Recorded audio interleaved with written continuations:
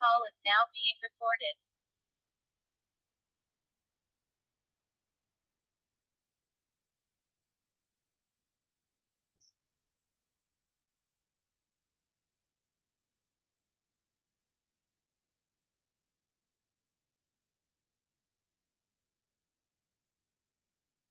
আমার মনে হয় আগে এই ইউরিন যে পরীক্ষা, আমরা পরীক্ষার রিপোর্ট দেখব, তার আগে আমি একটু ইউরিনারি ট্র্যাক্ট এই বিষয় নিয়ে একটু আলোচনা করি, বা ইউরিনারি সিস্টেম এই বিষয়টা আমার মনে হয় একটু আলোচনা করা প্রয়োজন আছে বলে আমি মনে করি। তো আমি সেটা আগে শুরু করি, ইউরিনারি সিস্টেম ফিল্টারেশন প্রসেস। তো আপনারা দেখুন ভালোভাবে। আসলে আমি যদি বলা হয় ফিল্টারে কি করে, ছেঁকে দেয়। আপনার যখন পানিটা আমরা খাচ্ছি, সেই পানিটা আমাদের শরীরে যখন যাচ্ছে, এর সাথে অনেক মিনারেলস আছে, খনিজ উপাদান আছে, বিভিন্ন উপাদান আছে। সেটা যখন আমাদের কিডনিতে আসছে, এই যে দেখেন ভ্যাকুলস গুলো দেখেন, রেনাল আর্টারি, অর্থাৎ এই আর্টারি হয়ে আমাদের কি হচ্ছে, কিডনিতে যাচ্ছে। এই আর্টারির মাধ্যমে যাচ্ছে, এরপরে আমাদের পেরিডার্মিসে যাচ্ছে। এইগুলো দেখতে গিয়ে পিরামিড বলা হয়, রেনাল পিরামিডস। তাহলে আমার প্রথমে আর্টারির মাধ্যমে কি আসছে, এরপরে আমার রেনাল পিরামিডে যাচ্ছে। পিরামিডে যাওয়ার পরে আমার যেটা খাওয়া হচ্ছে, এইটা আপনারা দেখলে আরো বুঝতে পারবেন আরো ক্লিয়ারলি। নেফ্রাইটিস, নেফ্রাইটিস হয়, নেফ্রনে যদি প্রবলেম হয়, তাহলে এই যে গ্লোমেরুলার ক্যাপসুলস, তাহলে এই যে দেখেন ভালোভাবে দেখেন, আমার ব্লাড রয়েছে।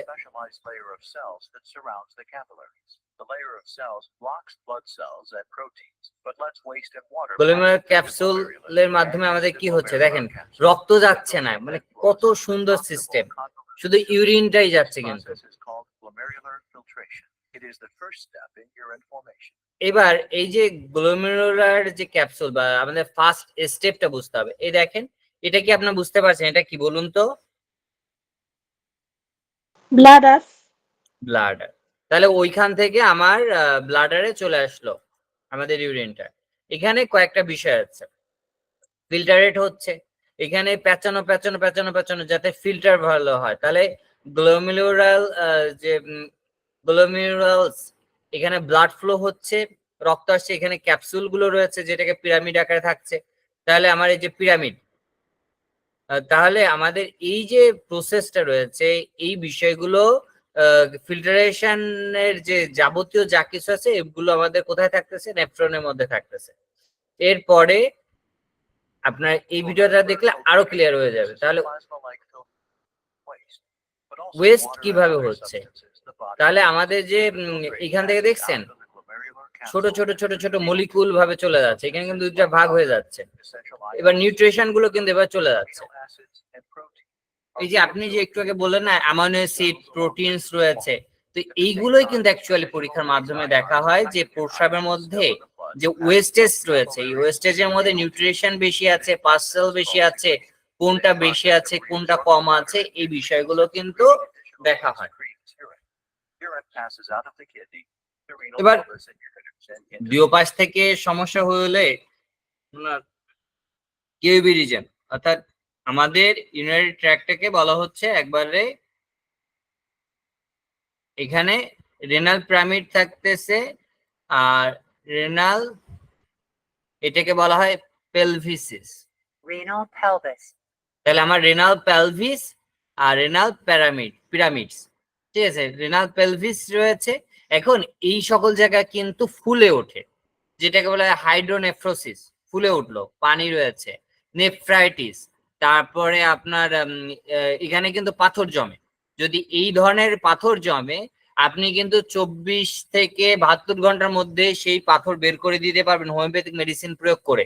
আপনার মাথায় রাখতে হবে, এই ধরনের জায়গায় পাথর থাকলে সেটা খুব দ্রুত আমরা ওষুধ দিয়ে রিকভারি করতে পারি। কিন্তু যদি পিত্ত পাথর হয়, তাহলে কিন্তু এত দ্রুত সম্ভব নয়। তো এই জন্য আপনাদের বুঝতে হবে। এবার দেখেন, অ্যাভারেজ আমার ইউরিন ভলিউম পার ডে একটা মানুষ 1.4 লিটার, অর্থাৎ ধরেন 1.5 লিটার পর্যন্ত, মানে 1500, অর্থাৎ 1400 থেকে 1500 আপনার মিলিগ্রাম থাকছে। ঠিক আছে। তো এখানে আপনার আমাদের প্রস্রাবের মধ্যে পানি আছে কত, 95% হচ্ছে পানি। তাহলে এর মধ্যে ইউরিয়া থাকছে 2%, তারপর ডিজলভ সল্ট অর্থাৎ লবণাক্ততা থাকছে 2.8%, এবং ক্রিটিনিন, অ্যামোনিয়া, ইউরিক অ্যাসিড এটা থাকতেছে 2%।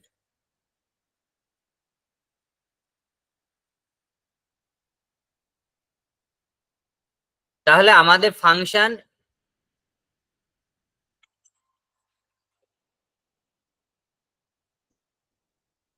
তাহলে আমার এই ফাংশনটা কিভাবে শুরু হচ্ছে?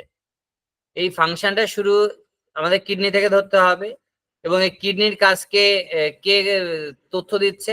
Hypothalamus gland. হাইপোথ্যালামাস গ্ল্যান্ডের পরে পিটুইটারি গ্ল্যান্ড, অর্থাৎ পিটুইটারি গ্ল্যান্ড, হাইপোথ্যালামাস এবং কিডনি, এই তিনটা গ্ল্যান্ডের কিন্তু আপনার খুবই গুরুত্বপূর্ণ অবদান রয়েছে। যদি আমার এই ইউরিনের ইনফেকশন হয়, তাহলে আপনার এই তিনটা অর্গানের যদি কোনো প্রকার হরমোন নিঃসরণের যদি কোনো প্রবলেম হয়, তাহলে কিন্তু রোগ আমাদের বাড়তে থাকবে। তাহলে আমার কেভি রিজনে বলা হচ্ছে কিন্তু এইটা। ঠিক আছে, প্যাথওয়ে অফ ইউরিন, কেভি রিজন, কিডনি, ইউরেথ্রা, ব্লাডার, এই তিনটা নিয়ে হচ্ছে কেভি রিজন। তাহলে আমার ইউরেথ্রা কোনটা? এই যে ইউরেথ্রা। ব্লাডার কোনটা? এই যে ব্লাডার। তাহলে আমি ইউরেথ্রার এই যে নালী দেখাচ্ছে, ইউরেথ্রা এই পাশে রয়েছে, এই পাশেও রয়েছে। আমার ব্লাডার এই মাঝখানে রয়েছে। ঠিক আছে, আর কিডনি তো আমি দেখিয়েছি। তো এই বিষয়টুকু আমার মনে হয় আপনারা প্রত্যেকে বুঝতে পেরেছেন। এবার এই ব্লাডারের কাজ যদি ফিমেল থাকে, তাহলে দেখেন এখানে আরো কিছু জিনিস আছে, প্র্যাকটিক্যালি যখন করা হয় ফিমেল ক্যাথেটার পড়ানো হয়, এই বিষয়গুলো আপনাদের জানতে হবে। যেমন ক্যাথেটারটা কোন সুজে পড়ানো হয়, ক্যাথেটার বিভিন্ন টাইপস আছে। ক্যাথেটারটা ভিতর থেকে এই ইউরেথ্রার থেকে যখন এই ভিতরে দিয়ে যাচ্ছে, দেওয়ার পরে কিন্তু আপনার ক্যাথেটার পড়ানো হয়। এই বিষয়গুলো কিন্তু আমাদের জানতে হবে, বেসিক যে জায়গাগুলো আছে, কোন কোন বিষয়টা, প্রোস্টেট গ্ল্যান্ডে ক্যাথেটার পড়ানো, এগুলো কিন্তু এই প্যাথোলজির সাথে প্র্যাকটিক্যাল রিলেটেড কিছু জিনিস আছে। অনেক সময় আমাদের এগুলো আলোচনা করা হয়, অনেক সময় করা হয় না। তবে আমি মনে করি আপনাদের এই বিষয়টা জানতে হবে, ক্যাথেটারাইজেশন কিভাবে করে। অর্থাৎ এই যে নালী রয়েছে, এই নালীর ভিতর দিয়ে কিন্তু ক্যাথেটারটা ঢুকানো হয় আমাদের এই ইউরিনারি ব্লাডারের মধ্যে। তারপরে যে ইউরেথ্রার মধ্যে দেওয়ার পরে ওটা বেলুনটাকে ফুলাই দেওয়া হয় এবং রাখা হয়, অটোমেটিকলি আপনার ক্যাথেটারাইজেশনের মাধ্যমে আপনার ইউরিনটা পাস হতে থাকে। ঠিক আছে, তো আমার মনে হয় এই বিষয়টা আপনারা বুঝতে পেরেছেন। এবার আমরা আসবো রিপোর্টের। রিপোর্টের ক্ষেত্রে আমি কিছু স্লাইড আপনাদের একটু দেখাই। স্লাইড যদি দেখা যায় আপনারা একটু কাইন্ডলি বলবেন।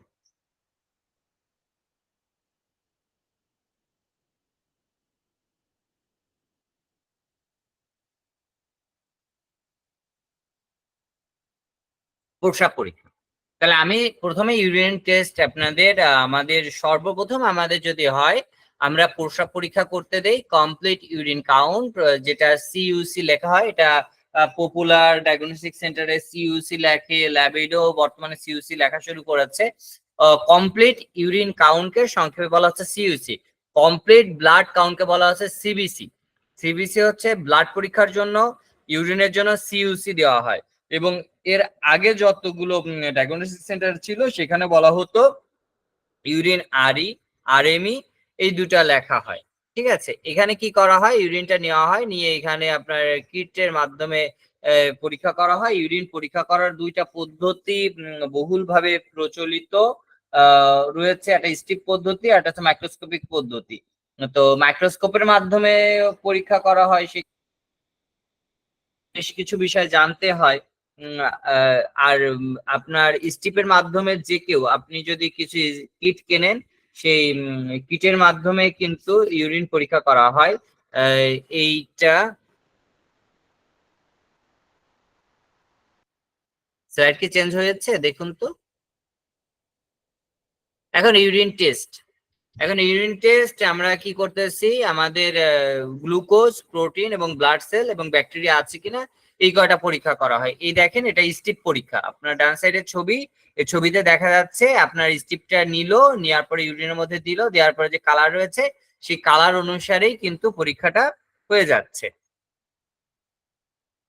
এরপর প্রস্রাবের যে শর্করা, প্রোটিন, কোলেস্টেরল রয়েছে উপস্থিতি যদি বেশি থাকা হয় অনেক সময় অণুবীক্ষণ যন্ত্রের মাধ্যমে এটা দেখা হয়। বর্তমানে কিন্তু ডিজিটাল অ্যানালাইজার মেশিন রয়েছে, সেই ডিজিটাল অ্যানালাইজার মেশিনের মাধ্যমে কিন্তু এই প্রস্রাবটা নিয়ে এই ডিভাইসের মাধ্যমে যখন অ্যানালাইজার মেশিনে দেওয়া হয় তখন সেটা পরীক্ষা করা হয়। তো দেখা যাচ্ছে আপনার যদি ডিজিটাল অ্যানালাইজারে দিতে হয় তাহলে আমাদের কিন্তু এই ধরনের বেশ কিছু আরো ইনস্ট্রুমেন্ট থাকা লাগে, যেমন আপনার গ্লোভস ব্যবহার করতে হয়, তারপরে এই যে জিনিসগুলো আছে এগুলো ওখানেও করতে হয়, কিন্তু আপনার অণুবীক্ষণ যন্ত্রে দিতে গেলে আপনার আরো বেশ কিছু জিনিস লাগে, সেখানে অবশ্যই টেকনিশিয়ান প্রয়োজন আছে। কারণ মাইক্রোস্কোপিক যে পরীক্ষা, মাইক্রোস্কোপিক পরীক্ষার মধ্যে আমাদের তো অনেক কিছু দেখা হয়, কারণ ইউরিনের মধ্যে আরবিসি কাস্ট পাওয়া যায়। তো এই এই বিষয়গুলো যেমন আপনার অ্যালবুমিন পাওয়া যায়, এই অ্যালবুমিন কেন পাওয়া যায়, কি জন্য পাওয়া যায়, এই বিষয়টা নিয়েও আপনাদের সাথে আলোচনা করব। তো এখানে আরো কিছু রোগ রয়েছে যেমন অলিগুরিয়া, পলিউরিয়া। তো অলিগুরিয়া বা পলিউরিয়া সম্পর্কে কি আপনাদের কোনো ধারণা আছে কিনা? তারপর হচ্ছে গ্লাইসুরিয়া। এই বিষয়গুলো কিন্তু আমি একটু পরে আলোচনা করব, কারণ আমি মনে করি এই ডিজিজ সম্পর্কে আপনাদের প্রত্যেকের কিছুটা ধারণা থাকা উচিত।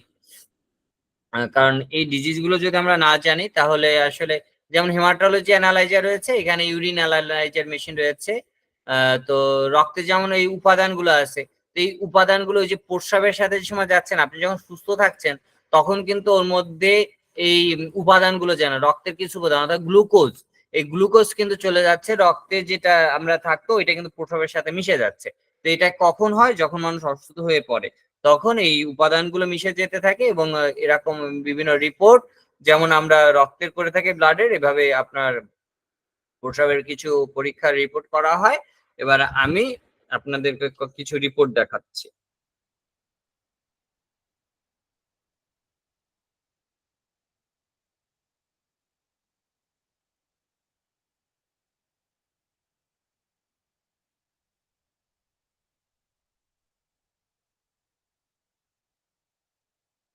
রিপোর্টটা কি দেখা যাচ্ছে? কাইন্ডলি একটু বলবেন না হলে। না স্যার। Okay.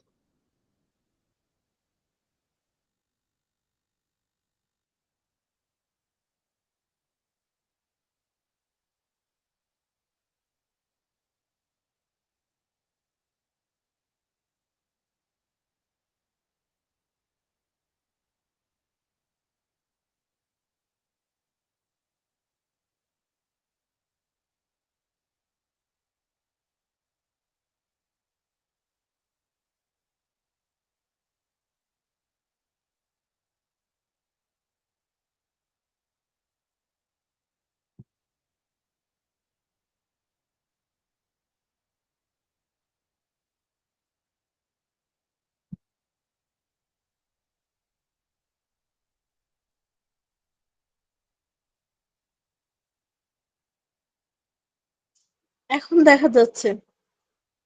দেখেন এখানে আমার, আপনি যেটা বলেছেন এটা হচ্ছে নর্মালি পরীক্ষা করা হয়, দেখা যাচ্ছে রুটিন অ্যানালাইসিস, ঠিক আছে, আর ইউ, এখানে আর ইউতে রুটিন অ্যানালাইসিস চলে আসে, তাহলে আমি আর oblique U, R M E, এগুলো কিন্তু আপনার এই সংক্ষিপ্ত ভাবে ডায়াগনস্টিক সেন্টার যেভাবে বুঝে ওদের প্রাতিষ্ঠানিক যে ডকুমেন্টস থাকে সেখানে থাকে এবং আমরা সেখান থেকে বুঝতে পারি। তো এখানে আপনি একজন বলুন তো কি বুঝতে পারছেন বা কি দেখা যাচ্ছে, কাইন্ডলি একজন একটু শেয়ার করুন, তথ্যটা শেয়ার করুন, তাহলে আমার জন্য বুঝতে সুবিধা হবে। আপনার কেউ একজন যেটা দেখতে পাচ্ছেন একটু পড়ে বলুন।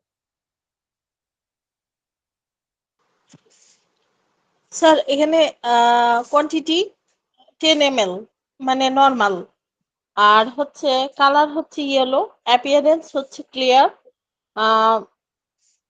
সি সিডিমেন্ট হচ্ছে প্রেজেন্ট, তারপরে হচ্ছে অ্যালবুমিন নীল, সুগার নীল, তার দেন হচ্ছে ইপিথেলিয়াম সেল, আর 3 মানে 3 6, আর হচ্ছে এটা পরে কিছু নেই।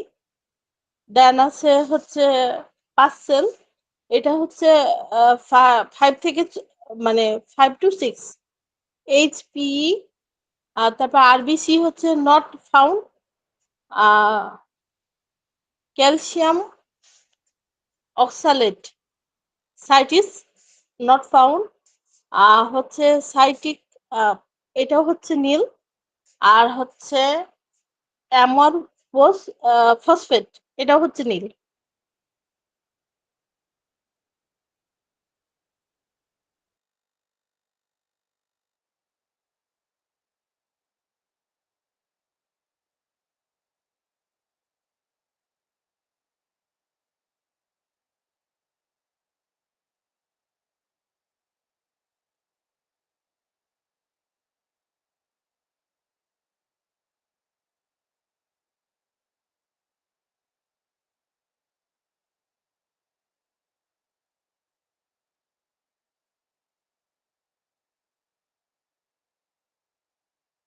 এই পিকচারে কি কিছু বোঝা যায়? কাইন্ডলি একজন বলুন। আমি আপনাদের কাছে বাস্তবতা তুলে ধরার চেষ্টা করব, কারণ কি আমরা যখন পরীক্ষা দেই, এটা হচ্ছে উপজেলা স্বাস্থ্য কমপ্লেক্স, ওটা একটা ডায়াগনস্টিক সেন্টার, এটা একটা উপজেলা স্বাস্থ্য কমপ্লেক্স। উপজেলা স্বাস্থ্য কমপ্লেক্সে আপনি ইউরিন পরীক্ষা দিলেন, তো সেক্ষেত্রে তারা কি করে, ওই একটা ফটোকপির মতন যদি থাকে, যেটা উপজেলা গ্রামের দিকে যেটা হয়, ওইখানে ফটোকপি করা রয়েছে, তারা ওই যে স্ট্রিপ যেটা বললাম, ম্যাক্সিমাম ক্ষেত্রে ওইখানে অ্যাসিড আছে কিনা, তারপরে অ্যালবুমিন আছে কিনা এটা বোঝার জন্য চেষ্টা করে, এবং ডাব্লিউবিসি বা পার্সেল আছে কিনা, তারপরে আপনার এপিথেলিয়াল সেল কি আছে কিনা, আরবিসি আছে কিনা, এই বিষয়গুলো এটা কমনলি পরীক্ষা করে তারা দিয়ে দেয়। এবং এখানে দেখেন ঠিক একই জিনিসই কিন্তু আপনার ব্লাড, ইউরিন, স্টুলের জন্য তারা ব্যবহার করতেছে। এই হচ্ছে ব্যাপার। এটা ধরেন উপজেলা স্বাস্থ্য কমপ্লেক্সের একটা রিপোর্ট দেখাচ্ছি। তারপরে ধরেন পাশে আর একটা আছে, ধরেন আমাদের খুলনা পঙ্গু জেনারেল হসপিটাল, পঙ্গু হসপিটাল সরকারি। তো ওইখানে কি করে, উম, তো সেখানে ওই ইউরিন ইনভেস্টিগেশন রিপোর্ট, এখানে RIR, যেটাকে বলা হয় আরই অ্যান্ড এমই, এখানে R/E দিতে পারে ইউরিন রুটিন এক্সামিনেশন, আর এমইতেও দেওয়া হয় মান্থলি এক্সামিনেশন বলে, বা এমিটার ফুল ফর্মটা এই মুহূর্তে আমার মনে আসছে না, মাইক্রোস্কোপিক এক্সামিনেশন। ঠিক আছে, এমিতে আসে সম্ভবত মাইক্রোস্কোপিক এক্সামিনেশন রেজাল্ট। তাহলে মাইক্রোস্কোপিক মাধ্যমে যে এটা পরীক্ষা করার জন্য এটা হচ্ছে এমি বলা হয়। ঠিক আছে, রুটিন এক্সামিনেশন বা মাইক্রোস্কোপিক এক্সামিনেশন বলা হচ্ছে। তো সেক্ষেত্রে আপনার ওই সেম কালারটা কেমন থাকছে, অ্যাপারেন্সটা কি থাকছে, সেডিমেন্টটার গন্ধটা, এগুলো গ্র্যাভিটি কেমন আছে, এগুলো দেখার পরে অ্যালবুমিন এগুলো দেখা হয়, পার্সেল যাচ্ছে, এপিথেলিয়াল সেল যাচ্ছে, কাস্ট আছে কিনা, আরবিসি আছে কিনা, এটা দেখা হয়। এরপরে ধরেন ল্যাব সায়েন্স, আপনার যে ঢাকায় বর্তমানে বেশ কিছু প্রতিষ্ঠানে আপনার এটা সংক্ষেপে R/M/E থাকে। ঠিক আছে, মাইক্রোস্কোপিক এক্সামিনেশন, রুটিন এক্সামিনেশন। ঠিক আছে, ইউরিন রুটিন মাইক্রোস্কোপিক এক্সামিনেশন, মানে urine, R for routine, M for microscopic, E for examination. তাহলে ইউরিন রুটিন মাইক্রোস্কোপিক এক্সামিনেশন পপুলারে বা ল্যাবে সম্ভবত CUC দেয়। তাহলে ইউরিন কমপ্লিট, ইউরিন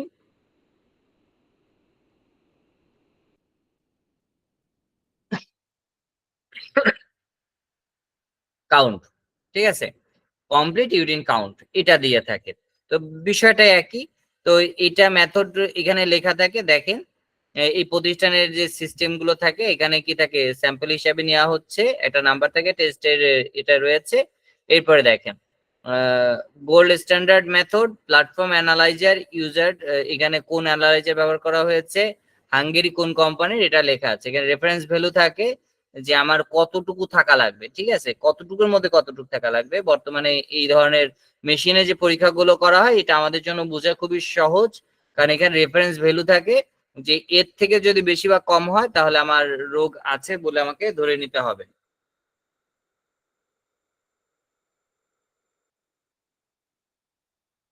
তো সেক্ষেত্রে কালার, অ্যাপিয়ারেন্স, তারপরে গ্র্যাভিটি রয়েছে, সেডিমেন্ট রয়েছে। তো গ্র্যাভিটি আপনার এখানে কত থাকা লাগতেছে দেখেন, এখানে আমার ডান সাইডে আমি রেফারেন্স ভ্যালুতে দেখবো, দেখার পরে আমি এখানে দেখতেছি দেখেন ইয়েলো বা স্ট্র কালার থাকে, তাহলে স্ট্র আছে তাহলে স্বাভাবিক। ক্লিয়ার এখানে লেখা আছে তাহলে আমি এটা মিলাই নিলাম। এখন দেখেন 1.015 তাহলে 1.016 থেকে 1.022, তাহলে এই থাকবে। তাহলে আমার এইভাবে আপনি প্রত্যেকটা বিষয় একটু দেখে নেবেন, দেখার পরে আপনি বুঝতে পারবেন। পিএইচ 5.5 আছে, অর্থাৎ 4.5 থেকে 8-এর মধ্যে থাকবে, তার মানে পিএইচ ঠিক আছে। এবার প্রোটিন, তারপর গ্লুকোজ, তারপরে কিটোন অফ বডি যেটাকে বলে অ্যাসিটোন, বিলিরুবিন, অর্থাৎ আমাদের যদি সিরাম বিলিরুবিন বাড়তে থাকে, জন্ডিসের ক্ষেত্রে বিলিরুবিন পরীক্ষা করা হয়। তো বিলিরুবিনের মাত্রাটা এখানে কিন্তু নট দিয়েছে এই কারণে যে বিলিরুবিন কিন্তু পরীক্ষা করেনি। যদি আপনার মেশিনে অনেক জায়গায় কিন্তু বিলিরুবিন পরীক্ষা করা হয়, ইউরিনে বিলিরুবিনের মাত্রা কত, রক্তে বিলিরুবিনের মাত্রা কত, বিশেষ করে যাদের জন্ডিসের পেশেন্ট রয়েছে তাদের ক্ষেত্রে কিন্তু এই বিষয়গুলো খুবই খুবই গুরুত্বপূর্ণ রয়েছে, ঠিক আছে। তারপরে স্কারবিক অ্যাসিড, তারপরে আমাদের নাইট্রেট আছে কেমন, লিউকোসাইড কেমন আছে। তো এই বিষয়গুলো আমাদেরকে খেয়াল করতে হয় এবং এটা খুবই সহজ একটা পদ্ধতি। তবে এখানে সবকিছু দেখে না, কারণ অ্যানালাইজার মেশিনে ইনপুট দেওয়া লাগে, ঠিক আছে। এগুলো নীল নীল নীল আসছে কেন, এখানে ইনপুট তারা দিয়ে রাখে নাই। যদি আমাকে এই এই পরীক্ষা করতে হবে এখানে আরো টাকা লাগে, রুটিন এক্সামিনেশন যদি আমার বলা হয় ইউরিনের মধ্যে এই টাকাটা করতে হবে, তখন ওদের সাথে আলাদা বলে নিতে হয়। তখন কি করে ওরা ইনপুট দেয়, এইখানে আপনার রেফারেন্স ভ্যালু থাকে, রেফারেন্স ভ্যালু থাকলে ওইখানে আমরা এটা দুটো তুলনা করলে ওই মেশিনের থেকে আপনার এটা চলে আসে। তো আমার মনে হয় এটা আপনারা বুঝতে পেরেছেন নাকি? যদি বুঝতে না পারেন আমাকে একটু বলবেন। জি স্যার, বুঝেছি। এখন প্রশ্ন হচ্ছে, আমার নাইট্রেটের একটা কথা আছে এখানে দেখেন, লেখা আছে, আপনারা যদি একটু কাইন্ডলি খেয়াল করেন, যদি বুঝতে না পারেন আমাকে কিন্তু অবশ্যই বলতে হবে যে আমি এই বিষয়টা বুঝতে পারছি না, তাহলে আমি কিন্তু রিপিটেশনে আবার যাব, ঠিক আছে। আপনি ভালোভাবে ছবিটা দেখুন, আমি একটু বড় করি। এই যে নাইট্রেট, তাই না, দেখা যাচ্ছে NITRITE, এটা নেগেটিভ বলছে। এবার ইউরিনে নাইট্রেট পাওয়া যায় কেন, কারণ ইউরিনে ব্যাকটেরিয়ার উপস্থিতির কারণে নাইট্রেট টেস্ট পজিটিভ বা নেগেটিভ আসে। যদি আপনার ইউরিনে যদি ব্যাকটেরিয়া ফর্ম করে যায় তাহলে এখানে নাইট্রেট আসবে কি পজিটিভ, আর যেহেতু আপনার ব্যাকটেরিয়া ফর্ম করেনি সেজন্য এটা আসছে কি নেগেটিভ। আমার কথা বুঝতে পেরেছেন? এরপরে ইউরিনে কিটোন, ঠিক আছে, এখানে কিটোন রয়েছে না এক জায়গায়, এই যে কিটোন অফ বডি যেটাকে অ্যাসিটন বলা হচ্ছে। এই কিটোনটায় আসলে আপনার ডায়াবেটিস মেলাইটাস যদি থাকে, ডায়রিয়া প্লাস ভমিটিং থাকে, ডায়েট এক্সেসেস, যদি সে অনেক ডায়েট করে, ফ্যাটে যদি নিজেকে মোটা মনে করে যদি থাকে, তারপরে যদি সে কার্বোহাইড্রেটের যদি খুব কমে যায়, তখন কিন্তু কিটোনে বেশ কিছু পরিবর্তন আসে। এবারে ইউরিনের অ্যালবুমিন, এই যে লেখা আছে না অ্যালবুমিন, দেখা যাচ্ছে,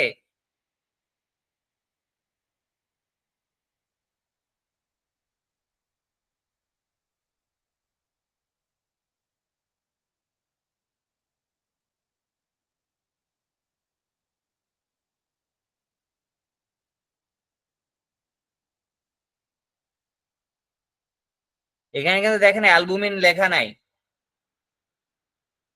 দেখতে পাচ্ছেন আপনারা? না স্যার। এখানে কিন্তু অ্যালবুমিন লেখা নাই, আছে? নেই। আরেকটা রিপোর্ট দেখি, এখানে পার্সেল আছে, এখানে দেখেন অ্যালবুমিন মানে প্রোটিন আছে, এই রিপোর্টে কিন্তু অ্যালবুমিন আছে, ওইটা কিন্তু অ্যালবুমিন পরীক্ষা করে নাই। তাহলে আমার অ্যালবুমিন টেস্ট কেন করা লাগে? এ দেখেন অ্যালবুমিন প্রোটিন, প্রোটিন নীল। তো অ্যালবুমিন টেস্ট কেন করা হয়, বা এটা হচ্ছে হার্টের মধ্যে অ্যাসিটিক অ্যাসিড যেটা আছে যদি প্রচুর পরিমাণে বেড়ে যায়, অ্যাসিটিক অ্যাসিড যদি 5% বেশি হয়, তাহলে কিন্তু আমাদের ইউরিনে অ্যালবুমিন দেখা যায়। তারপরে আরো কিছু সমস্যা, যেমন আপনার স্টিপ মেথডে অনেক সময় অ্যালবুমিনটা সহজে বোঝা যায়, যেখানে ইউরিনে গ্র্যাভিটি দেখায়, সিবি থাকে। তারপরে আপনার আরো কিছু সমস্যা যদি থাকে, তখন আপনার অ্যালবুমিনের সমস্যা অর্থাৎ প্রোটিনের সমস্যা। আমরা যে খাদ্য খাবার খাই না, সেই খাবারগুলো ভাঙতে ভাঙতে ভাঙতে ভাঙতে আপনার কোষ, ডিএনএ থেকে আরো ভেঙে যে আমাদের যে ডাইঅক্সি রিবোনুক্লিক অ্যাসিড, ডিএনএ, আরএনএ, এর থেকেও কিন্তু ভাঙার পরে কিন্তু সেটা হচ্ছে প্রোটিন। প্রোটিন সিনথেসিস হচ্ছে সব থেকে গুরুত্বপূর্ণ জিনিস। তো ওই প্রোটিনে যদি কোনো প্রবলেম থাকে, আমাদের সেটা যদি অস্বাভাবিকতা হয়, সেটা কিন্তু আমাদের কিসে আসছে, এটা প্রস্রাবের পরীক্ষার মধ্যেও আমাদের প্রস্রাবের সাথে বেরিয়ে যাচ্ছে। যদি সুস্থ হয় তাহলে কিন্তু এটা সমস্যা থাকে না, যদি অসুস্থ হয় তখনই কিন্তু এই সমস্যাটা দেখা দেয়। এখন ইউরিনের স্পেসিফিক গ্র্যাভিটি, এই উপরে দেখেন একটু গ্র্যাভিটি লেখা থাকে, গ্র্যাভিটি, গ্র্যাভিটি, এই যে স্পেসিফিক গ্র্যাভিটি দেখেন, নট আস্ক, এখানে নট আস্ক লিখেছে। এই পাশে রিপোর্টটা দেখেন, গ্র্যাভিটি দেখেছেন, গ্র্যাভিটি কত আছে, 1.015, তাই না? দেখা যাচ্ছে জি স্যার। SP gravity 1.015। এখন এই গ্র্যাভিটি আসলে আমাদের কত?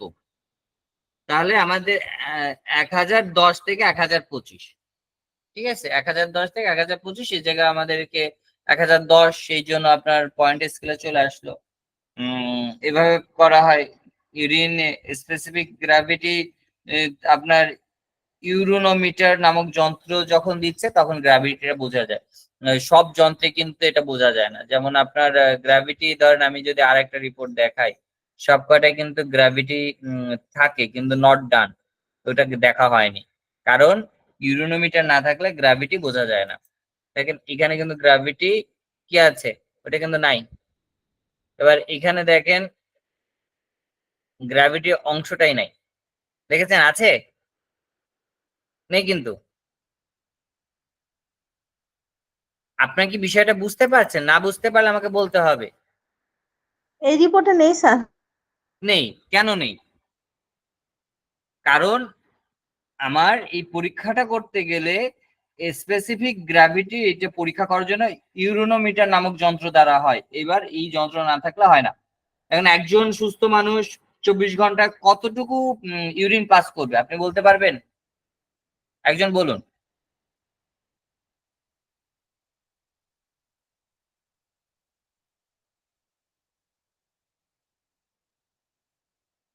একজন বলুন তো, বলুন। 1.4 লিটার। 1200 থেকে 1500 মিলি, ঠিক আছে, 1200 থেকে 1500 মিলি। এখন আমাদের একটা প্রশ্ন আছে, এটা অ্যাসিড না অ্যালকালাইন? ঠিক আছে, সাধারণত অ্যাসিড না অ্যালকালাইন? কারণ আমাদের ইউরিনের রিয়াকশনে সাধারণত অ্যাসিড হয়, কিন্তু কিছু কিছু কারণে অসুস্থ হয়ে গেলে ইউরিনের রিয়াকশনে অ্যালকালাইন আসে। তো কোন কোন রোগের জন্য আসে, যেমন আমার যদি গ্লুকোজ লেভেলটা বেড়ে যায়, মানে সুগার বাড়ে, বা সুগার পরীক্ষা করা হয়, তাহলে আমার কি কয়, এখানে ইউরিন স্ট্রিপ মেথড, আর আরেকটা হচ্ছে আপনার ওই যে মাইক্রোস্কোপিক মেথড বলা হয়, বা বেন্ডিকাস্ট মেথড, ঠিক আছে, বেন্ডিকাস্ট কাটস, বেন্ডিকার মেথড যেটা আছে, বা আমাদের ইউরিন স্ট্রিপ মেথডটাই হচ্ছে বহুল প্রচলিত, ঠিক আছে। এখন ইউরিন নর্মাল কালার আমরা এখানে আলোচনা করছি, স্ট্র বা ইয়েলো এটা থাকে, দেখেন ইউরিন কালার ইয়েলো মানে ঠিক আছে। তাহলে আমরা এখানে বেশ কিছু রিপোর্ট দেখলাম। এবার দেখেন এখানে স্পেসিফিক গ্র্যাভিটি থাকতেছে, ইয়েস্ট কালচার থাকতেছে, স্পারমেটোজোয়া। অর্থাৎ আমাদের যদি কারো প্রস্রাবের সাথে বলে না আমার ক্ষয় হচ্ছে, অনেক পুরুষ বলে থাকে যে আমার না ক্ষয় হচ্ছে, ক্ষয় হচ্ছে কি আমার মনে হয় সিমেন্ট পাস হচ্ছে। এখন সিমেন্ট পাস হতে গেলে আপনাকে এই পরীক্ষায় উল্লেখ করে দিতে হবে স্পারমেটোজোয়া, আপনার এটা পরীক্ষা করা লাগবে। এটা কিন্তু পরীক্ষায় লিখে দেওয়া লাগে আলাদাভাবে, সরাসরি ইউরিনে দিলে ওই জিনিসগুলো কিন্তু বোঝা যায় না। আর আপনাদের এইখানে যে রোগগুলো আপনাকে কমনলি কয়েকটা জানতে হবে। ওই যে আরবিসি পাওয়া যায়, এখন দেখেন এইখানে দেখেন এক জায়গায় আরবিসি লেখা আছে না, এই যে নিচে লেখা আছে দেখা যাচ্ছে, নীল লেখা আছে আরবিসি, জি স্যার। আরবিসি নীল। তাহলে আরবিসি পাওয়া যায় কেন? যদি কোনো রুগী হঠাৎ করে ট্রমা মানে আঘাত হয়, সেটা তার বাচ্চা কাচ্চা মারা গেল, মেন্টাল ট্রমা হলো, সে ফিজিক্যাল কোন ট্রমা, তো ফিজিক্যাল ট্রমা মানে অ্যাক্সিডেন্ট। আর মানসিক ট্রমা আপনার কেউ মারা গেলে শোক হলো, এই যে ট্রমা হলো, এই ট্রমার কারণে তার শরীরে কিছু পরিবর্তন আসতে পারে এবং এর কারণে তার আরবিসি পাওয়া যায়। ট্রমার কারণে আপনার ইউরিনের মধ্যে আরবিসি তে আপনার এই জায়গায় নীলের জায়গা পজিটিভ আসলো বা আপনার একটা নাম্বারিং আসলো। তো ইউরিন ব্লাডার যদি ইনফেকশন হয় তাহলে হতে পারে। এই জায়গায় আপনাদের অনেক বিষয় একটু অভিজ্ঞতার ব্যাপার আছে, আপনি জিজ্ঞাসা করবেন যে আপনাকে বাচ্চা টাচ্চা হয়েছিল কিনা, কোনো প্রবলেম হয়েছিল কিনা, সেখানে আপনাকে ক্যাথেটারাইজেশন করা হয়েছিল কিনা, এই জিজ্ঞাসা করতে হবে। তারপরে রেনাল ক্যালকুলি, আপনার পাথর ছিল কিনা, বা আপনার ইউরিনারি ট্র্যাকে কোনো ম্যালিগনেন্সি ছিল কিনা, মানে কোনো ক্যান্সারিক কোষ ছিল, কেমোথেরাপি দিয়েছিল কিনা, তারপরে আপনার পলিক্রিস্ট কিডনি ছিল কিনা, অ্যাকুইট ক্রনিক গ্লুমেট্রো নেফ্রাইটিস, তারপরে এসএলই, তারপরে tuberculosis of urine track, malignant hypertension, তারপরে হচ্ছে হিমোফিলিয়া, অ্যান্টিকগুলেন্ট থেরাপি, এইগুলো যদি করা হয় তাহলে আমার আরবিসি পাওয়া যায়। ঠিক আছে, এবারে আমাদের যদি গ্রিনিশ হয়, কারণ আমাদের স্বাভাবিক তো হলুদ থাকে, যদি জন্ডিস হয় তাহলে আপনার প্রস্রাবে কি হচ্ছে, আপনার জন্ডিস যদি হয় তারপর তাহলে আমাদের এই কালারটার আরো পরিবর্তন হয়ে যায়, তখন ডিপ হলুদ হয়ে যায়, তখন অনেকটা সবুজের কালার চলে আসে। যদি কারো প্রস্রাব যদি মিল্কি হয়, ঠিক আছে, মিল্কি হওয়ার কারণ কেউ বলতে পারবেন? স্যার এটা হচ্ছে যে পাশ বা ফ্যাট থাকলে সেটা মিল্কি হয়। হ্যাঁ, কিন্তু এটা কোন কারণে হয়, কোন জায়গা প্রবলেম হয়? আমি তো একটু আগে আপনাদের ইউরিনের বিভিন্ন যে টোটাল রেনাল সিস্টেমটা দেখিয়েছি, কেউ বলতে পারবেন?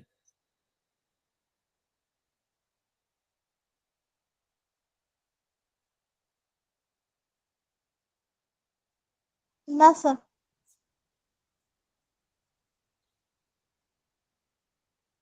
তো এরপরে অলিগিউরিয়া সম্পর্কে কেউ জানেন?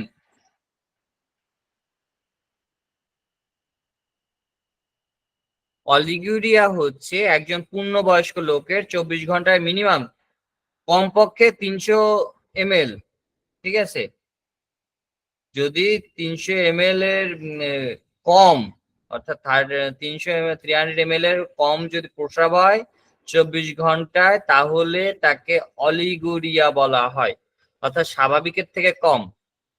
অ্যানুরিয়া, অ্যানুরিয়া হচ্ছে একজন পূর্ণবয়স্ক লোকের 24 ঘন্টায় কোনো প্রস্রাব না হলে, প্রস্রাব একেবারেই বন্ধ হয়ে গেলে তাকে অ্যানুরিয়া বলে।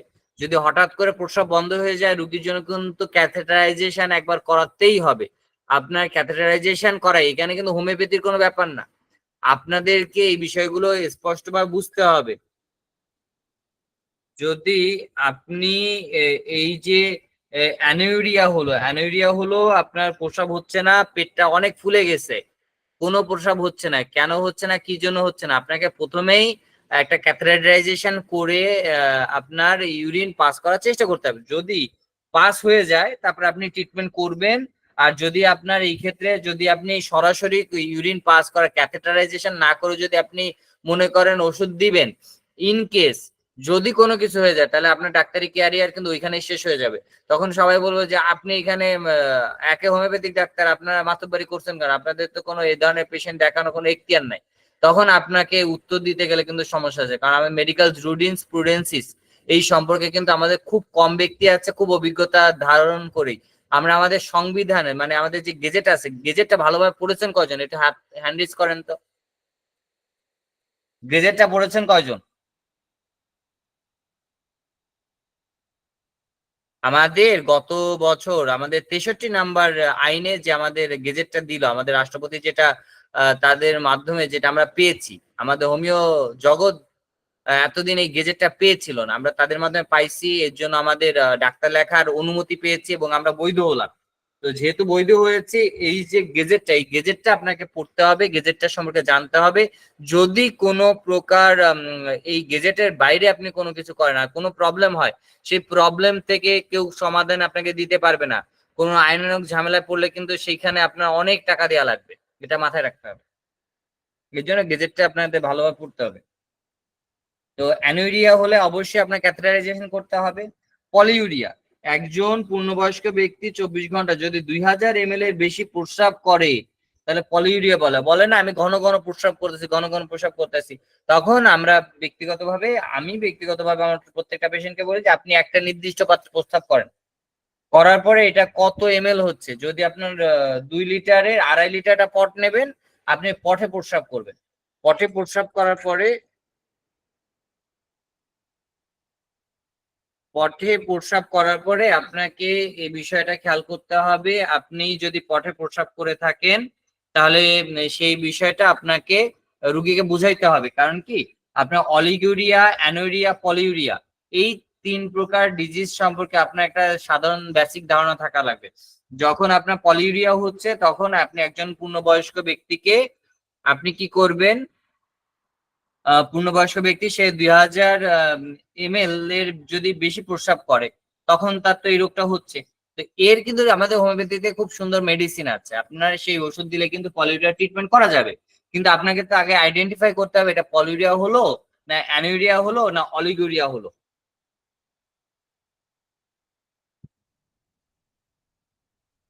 আমার কথা বুঝতে পেরেছেন? জি স্যার। এর সাথে কিন্তু গ্লাইসুরিয়াও কিন্তু একটা খুবই গুরুত্বপূর্ণ বিষয়, আমাদের গ্লাইসুরিয়া সম্পর্কে জানতে হবে। এখন গ্লাইসুরিয়া কেন হয় বা কি কারণে হতে পারে, যেমন ডায়াবেটিস মেলাইটাস, অর্থাৎ ডায়াবেটিস মেলাইটাস যদি আপনার সেকেন্ড গ্রেড হয়, ঠিক আছে, তাহলে আপনার ডায়াবেটিস মেলাইটাস হলে থাকলে আপনার গ্লাইসুরিয়া হতে পারে। তারপরে আপনার ক্রিটিনিন এন্ডোক্রাইন ডিসঅর্ডার, ঠিক আছে, তারপরে আপনার থাইরোটক্সিকোসিস যদি হয়, থাইরোটক্সিকোসিস যদি থাকে তাহলে গ্লাইসুরিয়া হতে পারে। তারপরে ইনফেকশন অফ আপনার যদি গ্লুকোজ সে যদি কোনো প্রকার ইনফেকশন হয়, তারপরে হচ্ছে ইনক্রিজড ইন্টারনাল প্রেসার, যদি আপনার প্রেসারের যদি প্রবলেম হয় অনেক সময় প্রবলেম হতে পারে। তো এই বিষয়গুলো কিন্তু আপনাদের খেয়াল রাখতে হবে। ফ্যানকোনি সিনড্রোম যদি হয় তাহলে গ্লাইসুরিয়া দেখা দিতে পারে। তো এই বিষয়গুলো কিন্তু আপনাদের পড়তে হবে। এখন ফ্যানকোনি সিনড্রোম কি এটা আপনারা লিখে রাখেন, আপনার নেক্সট ক্লাসে এই বিষয় সম্পর্কে আমাকে জিজ্ঞাসা করবেন, আমি আপনাদেরকে বলবো। এবং আপনারা একটু পড়বেন, কারণ সব একদিনে আলোচনা করলে তো আসলে অনেকের জন্য কঠিন হয়ে পড়ে। তো আমাদের একটা দিনে 24 ঘন্টায় আমাদের বয়স অনুসারে আমাদের প্রস্রাবের পরিমাণটা জানতে হবে। আমাদের একটা পূর্ণবয়স্ক ব্যক্তি 1200 থেকে 1500 ml তার ইউরিন পাস হয়। একটা চিলড্রেন যার 8 থেকে 12 বছর হয় 800 থেকে 1200 ml, যদি তার 5 থেকে 8 বছর হয় তাহলে 650 থেকে 700 ml, যদি বাচ্চা আরো ছোট হয় 1.5 বছর 1 থেকে 5 বছরের মধ্যে হয় তাহলে 500 থেকে 700 ml হবে। একদম যদি ছোট বাচ্চা হয় 60 দিন থেকে 1 বছর পর্যন্ত 400 থেকে 500 ml হবে। বলে না ঘন ঘন প্রস্রাব করে, এখন ঘন ঘন প্রস্রাব করে তা কতটুকু করে, প্রশ্নটা ওইখানে। নিউ বর্ন যদি একটা ছোট বাচ্চা হয় তাহলে সে কতটুকু প্রস্রাব করবে? ওরা ঘন ঘন করবে, কিন্তু আপনার সেটা 30 থেকে 60 ml এর বেশি হয় না। এখন এই বিষয়গুলো আপনাদের খেয়াল করতে হবে। আর আপনার এই যে ইউরিনের মধ্যে ডাব্লিউবিসি পাওয়া যায়, তাহলে এইখানে লিউপাস নেফ্রাইটিস আপনাদের এটা মেনশনে জানা থাকতে হবে যে ডাব্লিউবিসি পাওয়া যায় কেন। ডাব্লিউবিসি পাওয়া যায় লিউপাস নেফ্রাইটিস যদি হয় তাহলে ডাব্লিউবিসি পাওয়া যায়। আর অলিগুরিয়া কি কারণে হতে পারে? যেটাকে আমরা বলতেছি অ্যাকুইট গ্লুমেরুল নেফ্রাইটিস, যেটাকে সংক্ষেপে বলা হয় এজিএন। আপনারা লিখে রাখুন এজিএন। এজিএন এর কারণে হচ্ছে অলিগুরিয়া হয়, পলিউরিয়া হয় ডায়াবেটিস মেলাইটিসের কারণে। তারপর আপনার অ্যাডেনসন্স সিনড্রোম, হাইপারথাইরয়েডিজমের কারণে আপনার পলিউরিয়া হয়ে থাকে। আর এই সকল বিষয়গুলো কিন্তু আপনাদের খেয়াল রাখতে হবে, বিশেষ করে এক্সামিনেশনের ক্ষেত্রে আপনার আরবিসি বুঝতে হবে, লিউকোসাইট, এপিথেলিয়াল সেল, তারপর আপনার বিভিন্ন প্রকার কাজ থাকছে, ফাঙ্গি থাকছে কিনা, প্যারাসাইট এগ থাকছে, লার্ভা থাকছে কিনা, এইগুলো কিন্তু স্পারমেটোজোয়া থাকছে কিনা। এই যে এক্সামিনেশনে আমরা এই বিষয়টা দেখি।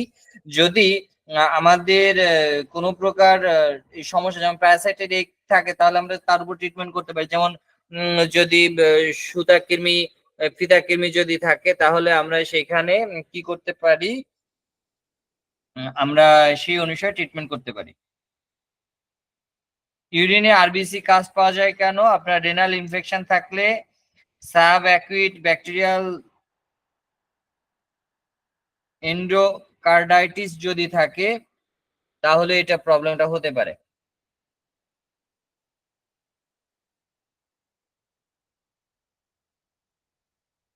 ইউরিনে গ্রানুলার কাস্ট কেন পাওয়া যায়? এই বিষয়টা একটু বোঝার দরকার আছে। গ্রানুলার কাস্ট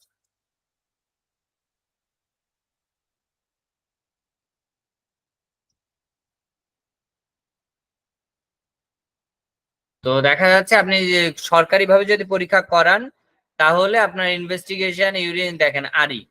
তো এখানে আপনার কি কি থাকছে? Physical examination, quantity, colour, appearance, sediment, specific gravity, chemical এক্সামিনেশনে রিঅ্যাকশন, অ্যালবুমিন।